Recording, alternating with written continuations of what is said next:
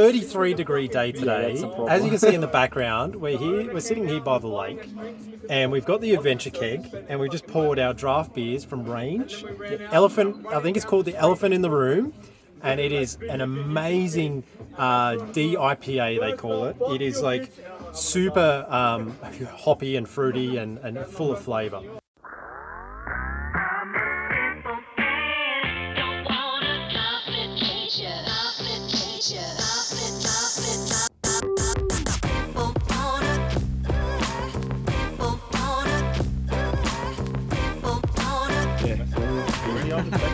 Yeah, taping.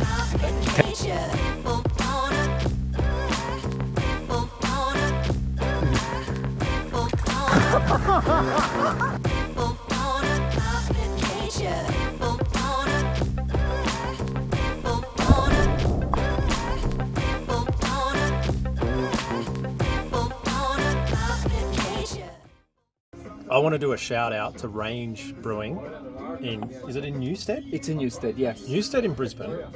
They do this, they call it an elephant in the room. To me, it's like a hazy pale ale. And I think it's what did you call it? A DIPA? Yes. So it must be like a double dry hopped IPA or something like that. Probably. And I haven't got the label. I asked really, for it. They didn't have at the time, and I was hoping I'll have a. You know what I want to do? I want to go to the brewery, and we'll do a video at the brewery of a taste test. Yeah, and because I've was it tasted a Hardest couple. had one of their other beers? Yes, he did. The pale ale. Yeah, the pale ale, and that was good as well. Yep. And both of these beers, I found this one nicer when I was tasting. Oh, this is really nice. Yeah.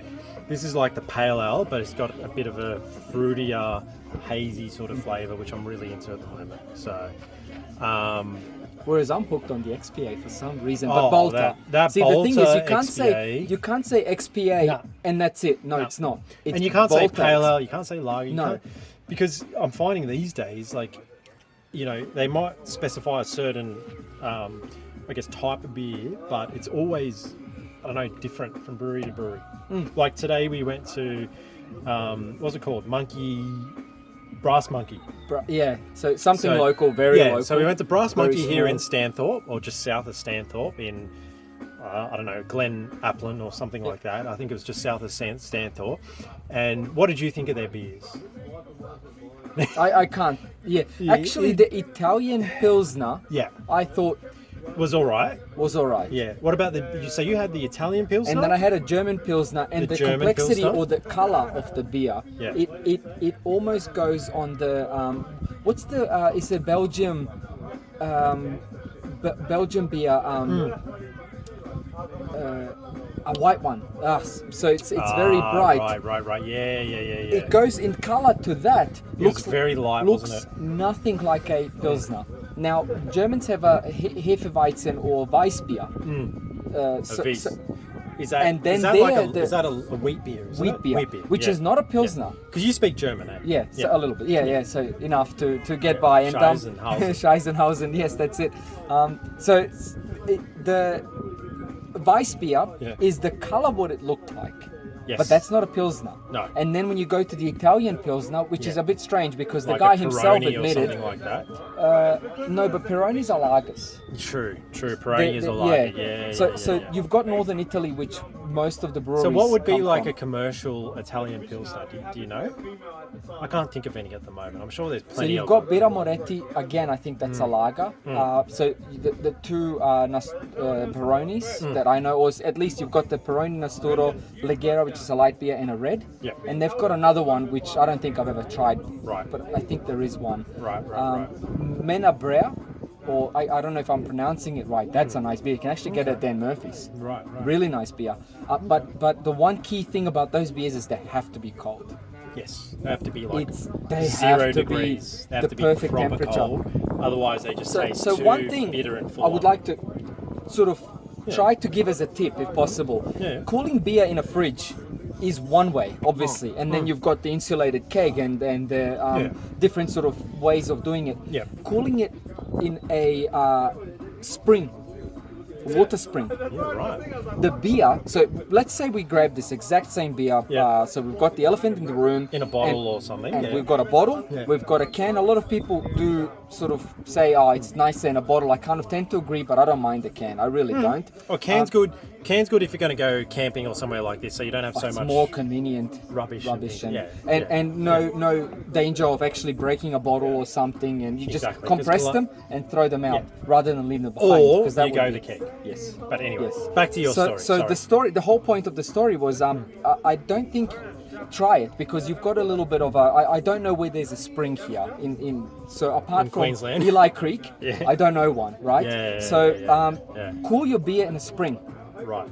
I've never heard of that. It changes the complexity so much. Guys, cool your beer in a spring. I know, it's that's tough. Ardo's advice for you. So if you can get a spring somewhere in Queensland or Australia, do it. You'll get one in I've never tried Canberra. it myself. You'll definitely get one in Canberra. They've got lots of sort of water springs and things like that. Southern New South Wales, Victorian High Country. Yes. Okay. Yes. So imagine you've got a little bit of a. But what does that do to the beer though? I have no idea. It the way it cools it, it's not this extreme sort of. I'm forcing the cool to it. It's the gradual. When it's that level. So it's like slow cooking, but with a beer. It's so weird, slow isn't it? cooling. Yes. Yeah, right. If you get that, and I've tried it myself. Now it could be a placebo. It could be a lot of the time you can grab this exact same beer today, and you have a good time and it tastes awesome. Yeah. Tomorrow you're at home, long day of work, and you just crack one open. Oh, this is not bad. I probably would. It's like with a draft beer or a beer in a can or a beer in a bottle. Like you're right. It is a little bit of the placebo effect. So we've got a little bit of a beautiful surrounding here. So in between of the, if you compare to Balta, which is something you've been sort of following and couldn't I think you're right. I think it's in between like the Balta XBA and the Balta Hazy. Yep. Would you agree? Yeah, I think so. And I'm more of a lager person. I always say that, but and I like the Balta lager. I actually enjoyed it. Even I enjoy that too. It's not a lot of flavour. No. It's but there is like some spiciness to it. There's a bit of pepper. Like it's nice. You can drink it. It's a session beer. Yeah. Exactly, beer. I like that. Exactly. So whereas you've got, and on a day like today, you don't want to be drinking a 6 point. Like we've got a few of these kegs filled up.